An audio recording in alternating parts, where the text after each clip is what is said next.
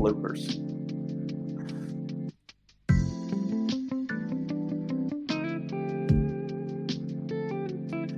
What's up, Jordan? Not a whole lot, Jimmy. How we doing today? Oh, we're good. We're Yeah, good. We came good. out of a weekend, and yeah, no, we're good.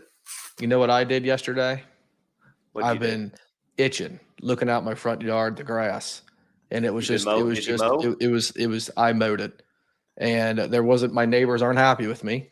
They talked to me about Because it. you set the I, s- pace. I set the pace. I had some leaves and other stuff, and you know how the grass gets clumpy, and so all three of my neighbors, I'm looking at all of them right now. They all kind of like came together and congregated and put their hands on their hips, just to watch me cut the grass back and forth, and tried to ignore them, but it just took only last so long. So as soon as I shut the motor down on the lawnmower, they came over and let me know what they think and how it's going to impact their daily lives with their wives looking across the street at the yard. And I just said, "Hey, guys, take some pride in your yard.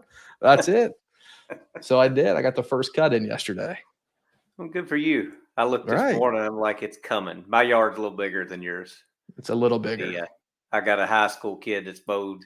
He's mowed for me the last couple of years. So I look at it, and this is the engineering side that goes in. I'm like, okay, I need to change the blades because I got new sharp blades. I need to change the oil because I put it up. Here came our logo. Jacob hooked us up with the logo up top.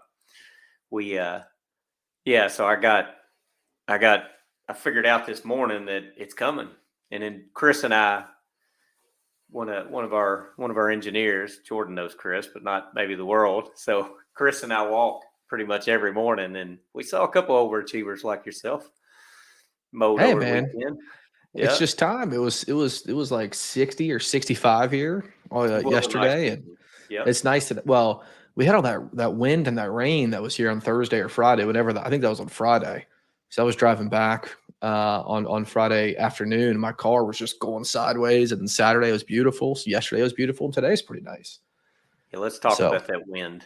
That oh, I've we Chris and I this morning we were talking and saying I'm going to be in when I get to be an older man, and I'm going to remember the winds of April, or what is it, March of 2023. I'm going to be able to tell the people, said, you remember that in 2023 when the winds? So Holly was telling me these winds were coming, and I don't check the weather unless I've got an outside act. I'm just not a get up and check the weather type right. of person. And I think you're either a check the weather type person or you're not.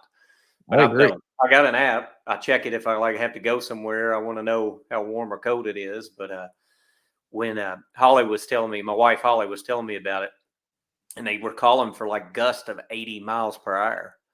And I think it hit. We had a lot of damage. My parents and my brother and sister, my brother-in-law and sister, they were out. They were out. They didn't have electricity all weekend.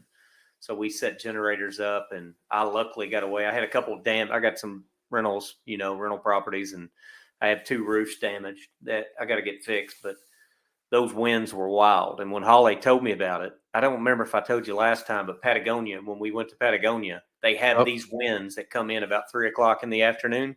Had no idea. And we're coming through a mountain pass, and where I got a picture of, where is it? Patagonia's behind me right there. I moved the picture so it looks a little better. Can you see it?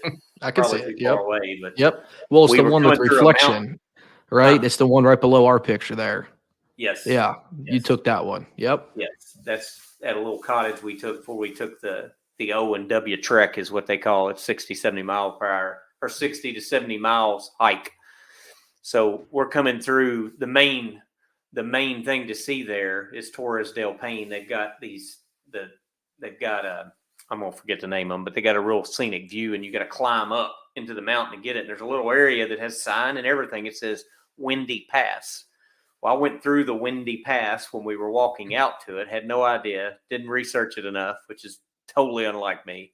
Coming back through the Windy Pass, had a 30 pounds backpack sitting above my shoulders back, and it was 3 or 4 o'clock in the afternoon. The Windy Pass turned into the Windy Pass. I had to get down on my knees and crawl through this Windy Pass because it's about 1,500 feet drop off to the side. It wasn't a sheer drop, and these winds were the real deal. And then they hit Yeah. us again. So I started looking at a map after this, and they had a little picture a Triton blowing at all the little windy spots, and I wasn't very happy with it. I got a video of me. You've seen it where I've seen it. Yeah. Christian was with us and took the video of me across the swinging bridge of death, and the wind hit me about 2/3 of the way across it, and so I tried to tell Holly and explain to her, it's like these are the type of winds, if they come, that was down at Patagonia that scared me half to death. And Oh, I mean, they were, man, I've never seen wind stay. I don't know if it was as bad up here, 3 or 4 o'clock till probably 10 o'clock at night. It was just constant. We've had winds that high, but it was just a constant. long period of time. Crazy. Yeah. I mean, Man. I don't think we had it quite. I mean, it was super windy. I don't think we got quite as windy as you. It was windy from probably 4 or 5 until really about 2 o'clock in the morning is when we had it. But there wasn't a whole lot of damage here. Like there's a couple of trees down in my neighborhood, but they were kind of like those pine trees with the shallow roots. Yeah. Fortunately, we didn't have any issues, no electricity losses. But yeah, I think your area, Lexington, I think they got hit a little bit harder with the wind than we did. But even then, I mean, it was just raining and it was just sideways wind. It was not great. It wasn't a lot of fun. So Chris said somebody needs to name it. And I'm like, I don't even know what you name it. But I thought of Chris Farley, where you remember when he used to do the El Nino. Uh-huh. And when El Nino was coming, it's showing her at my age anyway. It's Saturday Night Live, Chris Farley. But like somebody needs to name this wind event.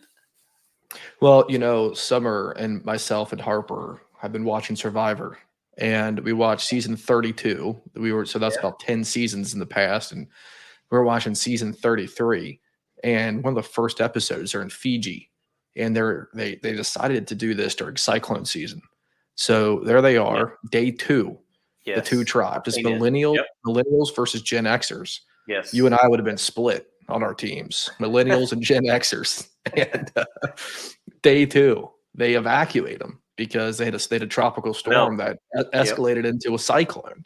And I'm like, imagine that. And they were showing the water and the wind and the trees and just destroyed their camps. I mean, already. Lack of camps they had. Unfortunately, the millennials didn't show up very good in the first couple of days. They kind of were out on the beach swimming, weren't really putting up their camp. It just wasn't a priority to them. So, but so wind's just no joke. But anyways, I love that show. I do too. I've seen all of them except the latest season. Really? Holly and I like watching it and then Amazing Race both. Yeah, she likes Amazing Race more than I do, but I like Survivor more. We all like it.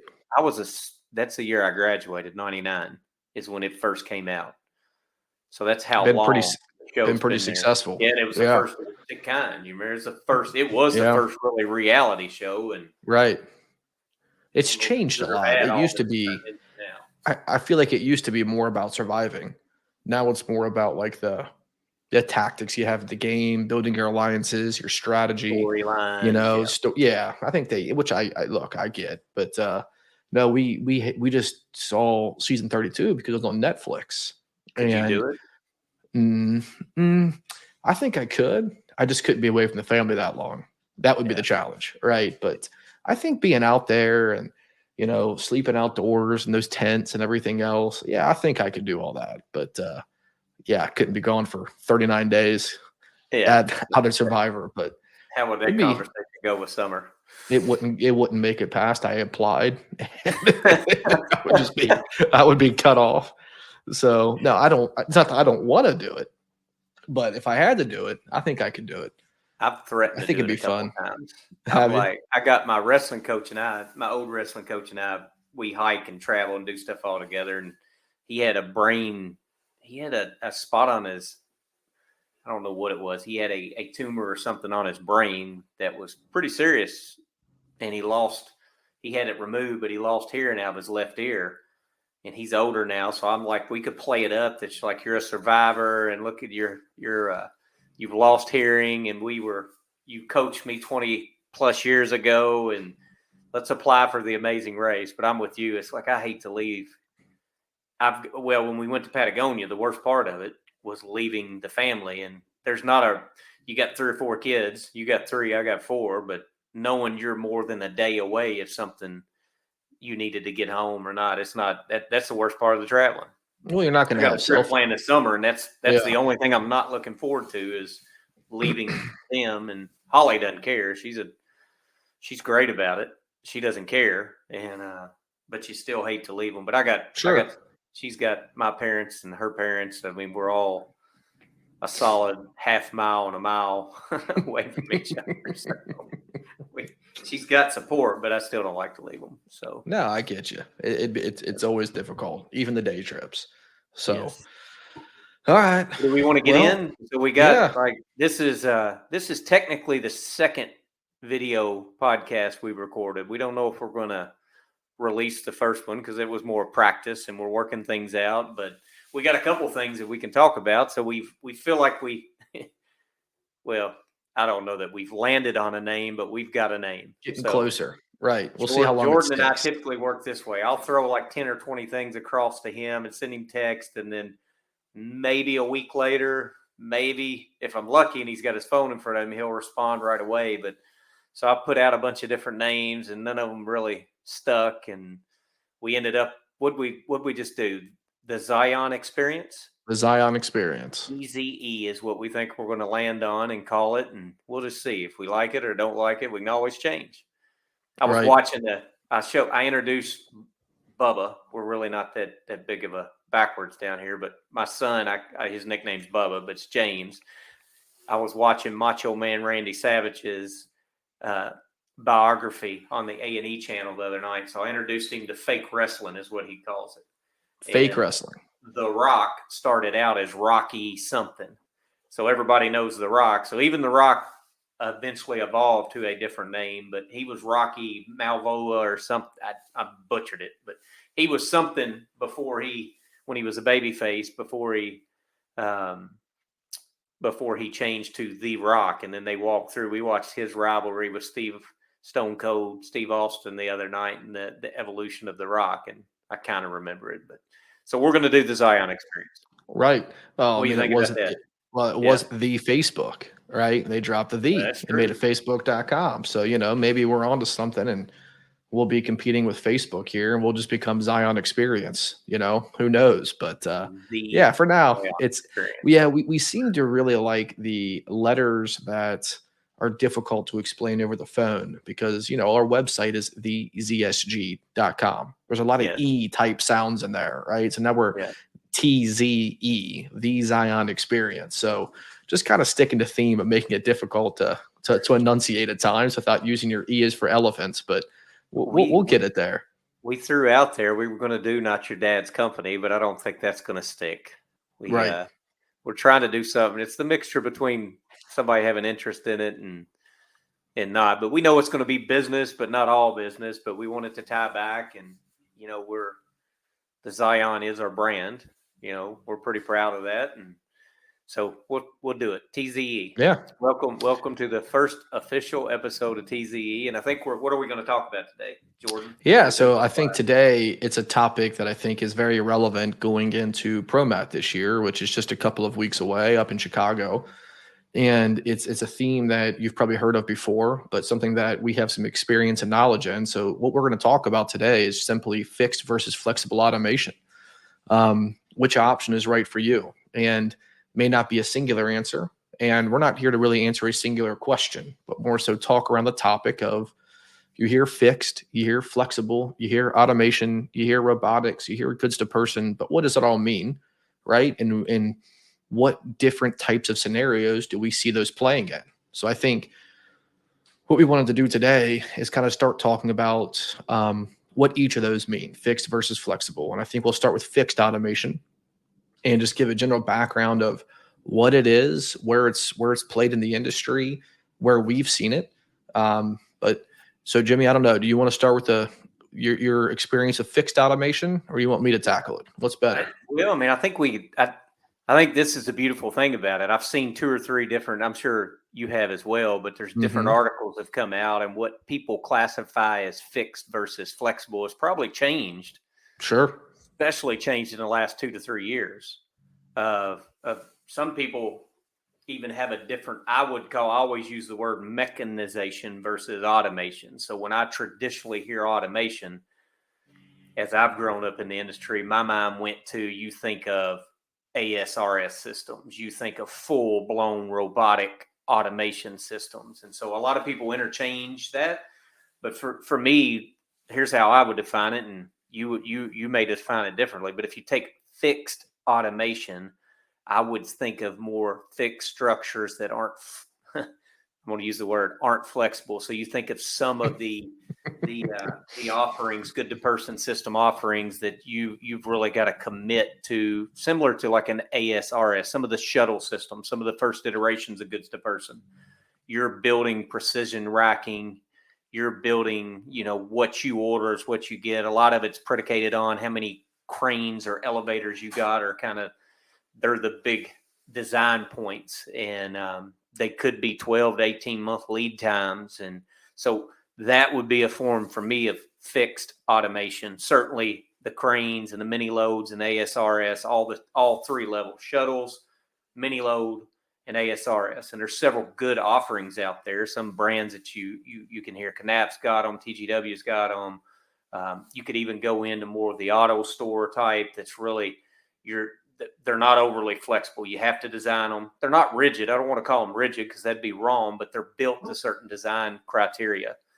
So that's where I'd call some fixed automation. And the other fixed automation, I'd just go back to traditional sortation and traditional conveyance and traditional, think all the way down to buffer size lane or buffer lanes, and putting in a cross belt sorter, putting in a sliding chute fitting, putting in fixed type automation.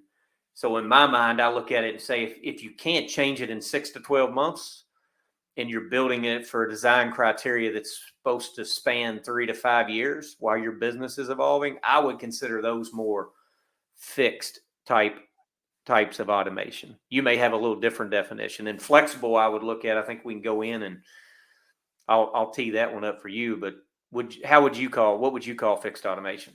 Yeah, I mean it's similar lines, slightly different approach, because I feel like you could have a singular product, right? Let's take a cross belt sorter as an example. Cross belt sorter, right? Highly capable sorter. You can have extremely high throughputs by increasing what's called your sort factor, by making it a virtual sorter. And you can plan it for a lot of additional volume without really spending a lot of additional capital. So when I looked at fixed versus flexible, you hit on a key idea, which is it designed for a specific purpose, right? So as an example, if we keep on the cross belt sorter, well, cross belt sorter can be used as either a unit sorter, it can be used as a shipping sorter, it can be used as both. But if I design a unit sorter, if I design a cross belt to be a type of unit sorter specific to a certain type of unit profile, it starts to lean in towards its fixed automation. But we also look at cross belt sorters for a lot of 3PLs, because cross belt sorters are great at handling bags and boxes at high throughputs. And with third-party logistic providers, when they're looking at a multi-client facility, you can really take a fixed automation like a cross-belt sorter, but make it very flexible by designing it for future clients, future volume, leaving space for future inducts, having future diverts. And it's not, like I said in the beginning, you're not necessarily paying for all that infrastructure up front. You're just paying for what you need with the ability to add on later. So what I think it really comes down to is, are you designing it for a certain order profile, certain size product or unit? Are you looking for it to serve the next 3 to 5 years, and then you're looking to open up a new facility and just keep that one humming? Those are all kinds of the questions that I ask in order to give my recommendation or decision on if it's fixed or flexible. I do agree with you that conveyor, racking, those types of things are definitely, you'll see more in the fixed category. But even ASRS systems can find themselves flexible if designed appropriately. So it's not a very clear answer, but I don't know that there is a clear answer from my opinion. I think it all depends on the company you're working with, the vision you have, the questions you ask, and what the future looks like, right? But you could really turn any fixed automation into a flexible system if set up appropriately. There's certainly, and we'll go into this next, technologies that at the surface level are much more flexible than others in terms of expansion, right? In terms of additional volume. So if we take an example, or modifications, right? Or modifications, right? Yeah. If we take an example, if we were looking at a ASRS mini load, so automated storage and retrieval system, a mini load. Mini loads typically are there to service full case storage and retrieval. So you'll have a crane that you mentioned earlier with an elevator on the front.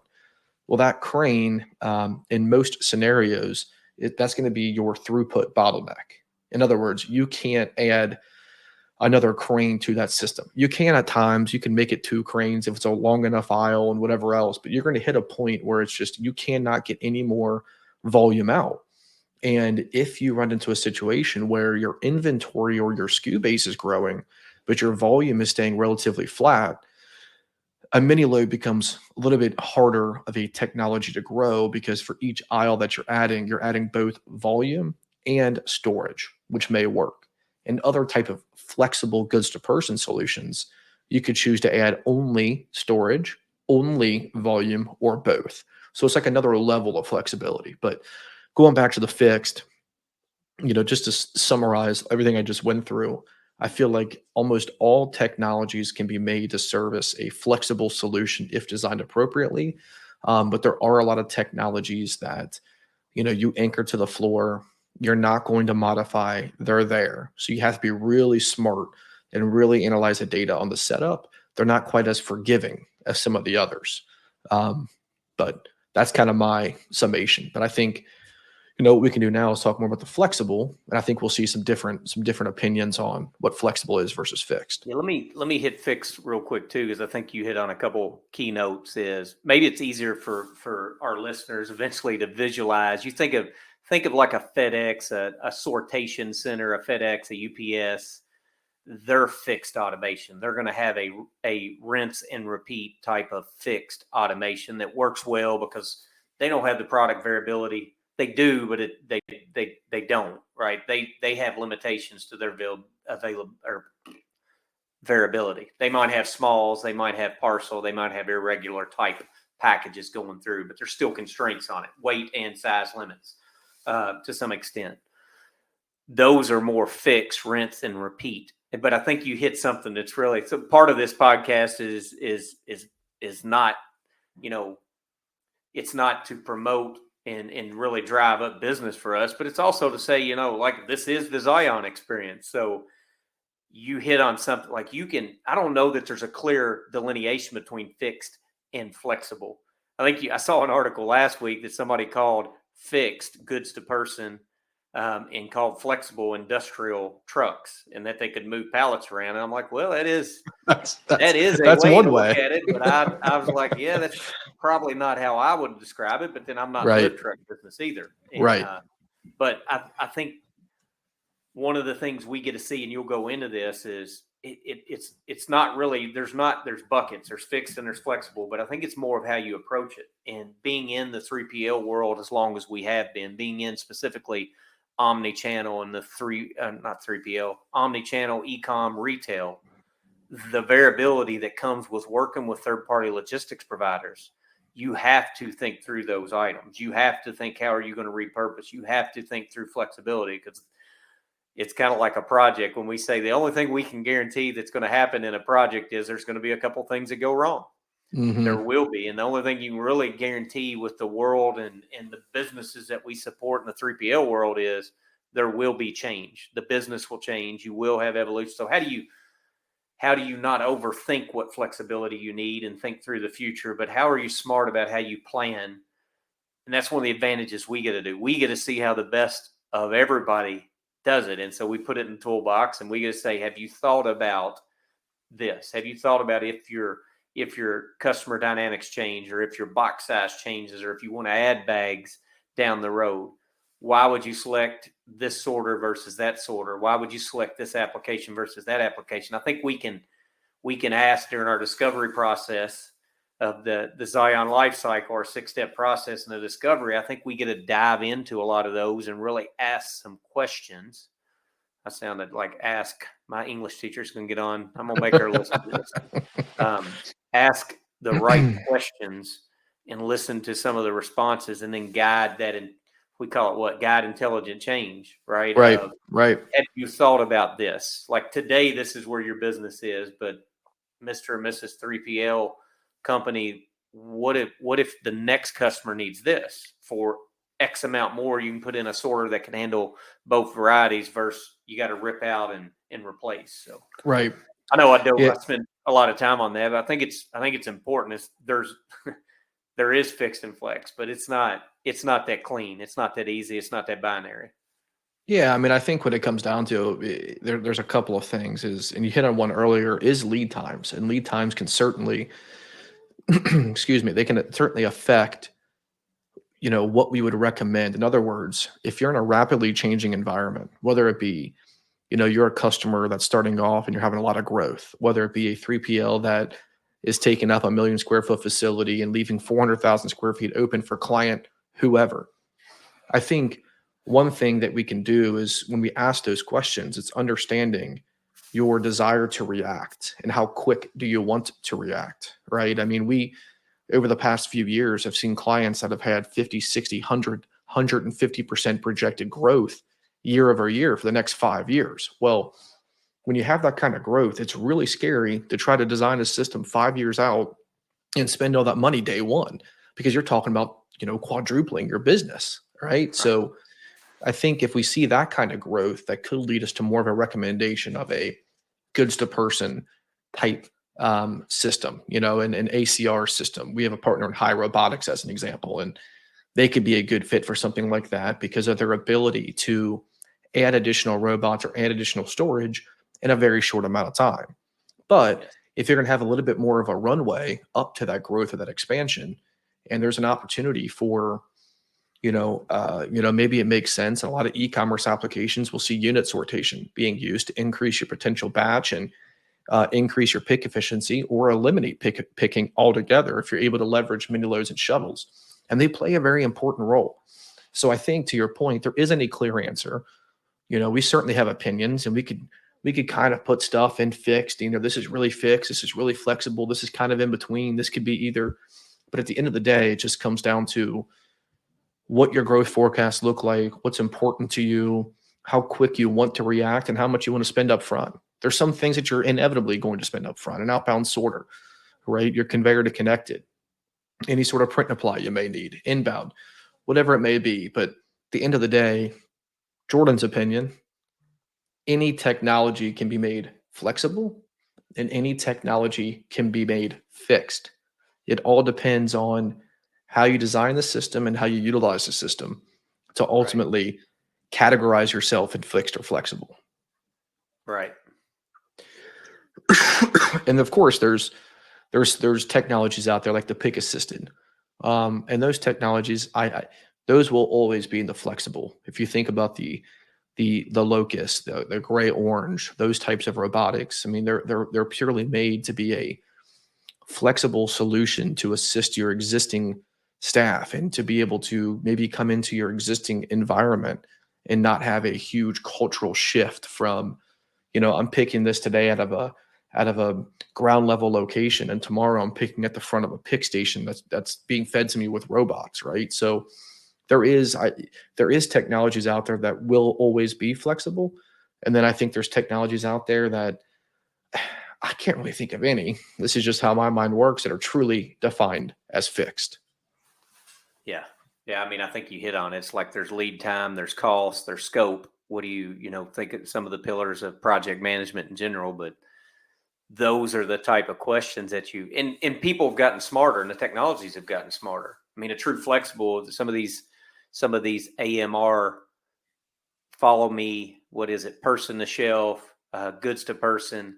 A lot of those the market has almost demanded that you need to be flexible because you don't have a crystal ball, and you don't know where you're going to grow. And so the days of we've got to build it and put the concrete down and you've got to bolt it in and know that. I think the industry's gotten smarter. I think the offerings are certainly there's more of them, but the ability to be flexible anymore it's almost it is almost a requirement of business now for a lot of companies to survive. And Yeah, for and sure. who is it? Chuck. I think Chuck says this all the time. The world is changing and he's been in this world for 35 plus years. the world is changing so fast. If I'm a company and I put my company hat on, this is where I think we do well. We try to have the empathy and put ourselves, well, a lot of us, we've been in an operator seat, so we've been the buyers before instead of just the sellers, if you want to break it down as basic as that. But if I'm our customers and clients, we would advise them, like we tell them how their money, we spend their money like we'd spend our own money. So if I'm sitting on the other side of the table as a buyer and I don't know 100% for certain, phone's ringing here, sorry, but the days of investing and building for 5 years out, I don't know that those days exist unless there's still Certain business applications. that makes sense. Right. But where we thrive and where we help and where we get to see and just see a whole different, we get to see a lot of examples in the 3PL world. They don't have that luxury. And I Right. came from the 3PL world, so I fully know of the balance of investment versus change. And you still have 3 to 5 year contracts. It's not like you are the end user and you own it. And the technology is getting better. And look how much it's evolved. We say exponential. The world is changing every day, and it will continue to change.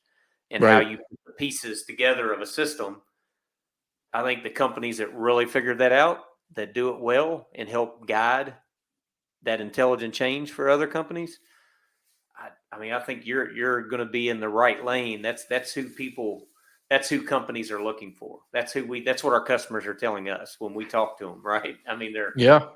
I don't think we've had a customer that says, here's what I'm going to be in the next 5 years and just let's build it. It's like, it's always, how do you handle the trade-offs?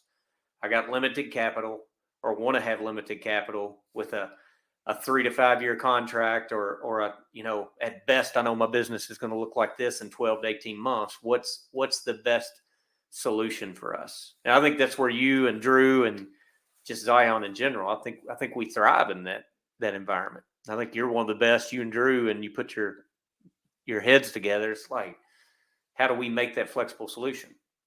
Right. No, I mean, yeah, I mean, I think there's just a few last comments I have, but there's a whole other ball game. You mentioned low capital and kind of an educated guess is what I call a forecast. That's all that it is, right? Yeah. So there's certainly avenues when you talk other flexibility. There are robots as a service or software as a service or RaaS versus SaaS models that we'll probably spend a topic or have that as a theme one day.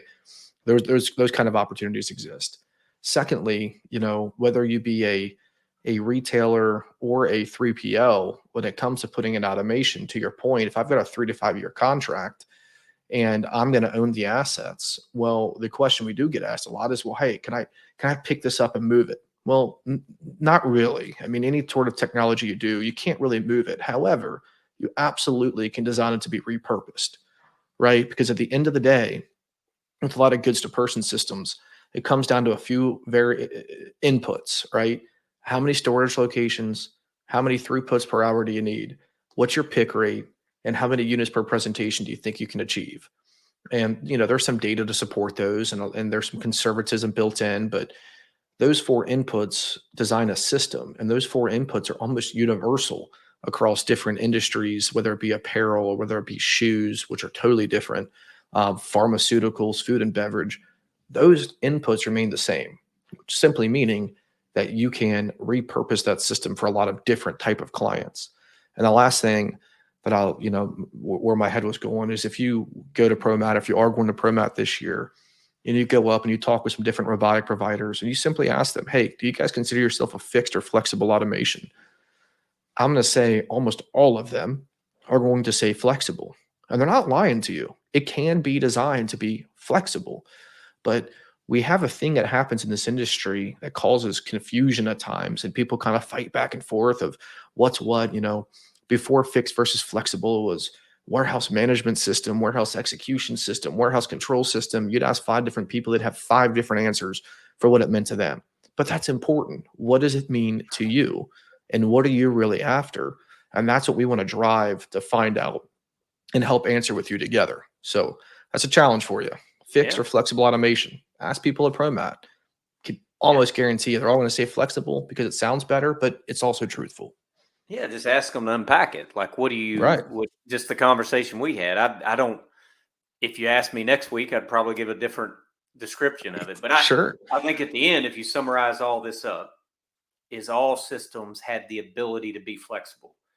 But ultimately, it comes down to how you think through the solutions, what design data, the inputs, as you call it, go into it, and then just think through and get creative with it. How can you use this for something different and think through, would this catch 80% of the funnel versus trying to be very, it's a shotgun type approach to fixed and flexible versus a very rifle type approach. There are Sure. that, even when we've gotten an itch, you reminded me, this is the last thing I'll say, and then we'll go to our question because we're loud, is we had an engagement in 2022 where we walked into what most people would consider a very fixed automation design system. It was built for a specific brick and mortar replenishment, retail type replenishment model. And a 3PL that's a partner and customer of ours had bought it and repurposed, and they put different customers in the same solution. They were trying to work different customer profiles and different types of inputs through a very fixed type solution. And you and Drew went in and worked with that operation team, and you tweaked it and made it flexible to get them through peak of 2022 and explain where this profile does work and didn't work, and then why this cross belt sorter was designed for this. I think it was a unit sorter, is being used as a unit sorter, and they were trying to use it as a shipping destination sorter. And so you're never too far. I would agree that I don't think you can box in fixed and flexible. Oh, I'm getting a call now. Mom's calling you. Mom's calling. She's going to ask me about that later. Why'd you decline me? It's in a very important meeting, Mom. You hit it though, so let's end it with this. We're always going to try to end with some question or something out for the audience, for the group, and if they make it this far and you all hear it and like it, it's great. Give us some comments. Let us know. We're here to just kind of have conversations, and hopefully some people it educates. But I would leave with ProMat's coming up in 2 weeks. We'll be there. Hopefully, if you're there and you get to see this and you want to meet with us, let us know. We'd love to meet with you and just talk. And we love meeting new people. It's such a great industry and community to be part of. But go up and ask the questions. If they say flexible, which they will, just ask them to explain it.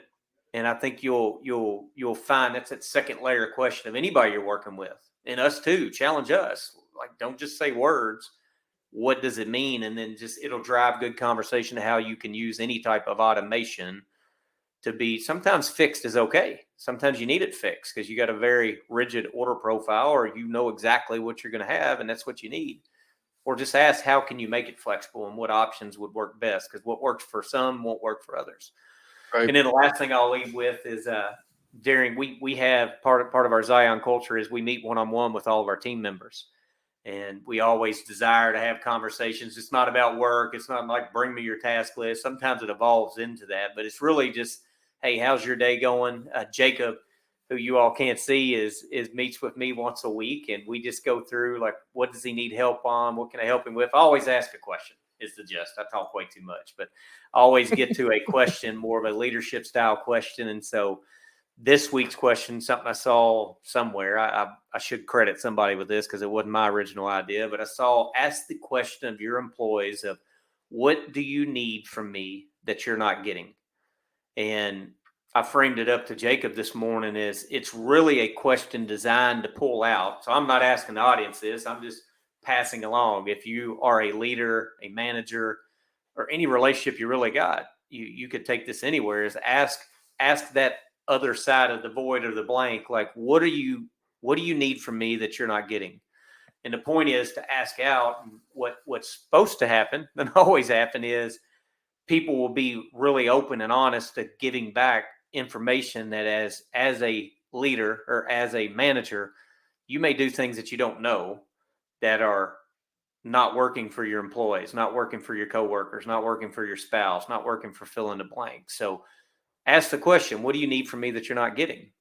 Because how we're wired doesn't always help what the other person needs and what they're getting. And we call it fill their bucket up, hit their passion, what have you. So we'll leave you with that. And I think we'll be back soon. And any parting thoughts, Jordan?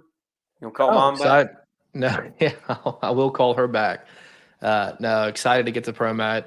See a lot of you there. See a lot of our strategic partners and good business partners, and just get back in that atmosphere. It's just one of my favorite weeks of the year. Just a lot of Yeah, it is. new technologies that I get out there and talk with and meet with and further build relationships with previously established ones. So, no, excited for it. Excited we're doing this. I thought that was it's always fun to talk through technology and robotics and software and distribution. It's a passion that I think we all have, and anytime we have an opportunity to talk about it, we're going to, right? Yeah. So that's all I've got, and looking forward to the next time.